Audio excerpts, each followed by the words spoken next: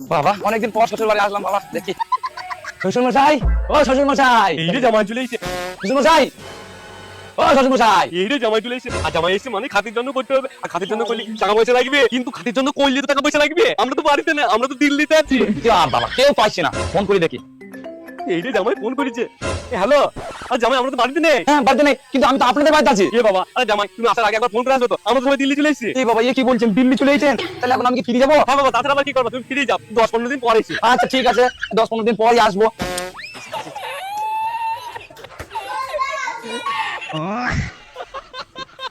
ওহ, এই যা, আমি তো ব্যাগটা নিতে ভুলে গেছি।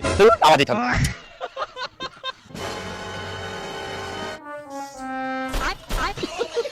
কি ব্যাপার শ্বশুর মশাই, আপনি যে এক্ষুনি আমাকে ফোনে বললেন যে আপনি দিল্লিতে আছেন, তাহলে ঘরে কি করে এলেন? আরে বাবা, আমার শরীর খারাপ করছিল তো, ওই জন্য ফরেস্টের দিল্লি থেকে বাড়িতে চলে আসলাম। আরে লজ্জা করুন, লজ্জা করুন, এই বয়সেও মিথ্যে কথা বললেন। আমি 2 মিনিট আগে আপনাকে ফোন করলাম, 2 মিনিটের মধ্যে আমি দিল্লি থেকে বাড়ি চলে এলেন।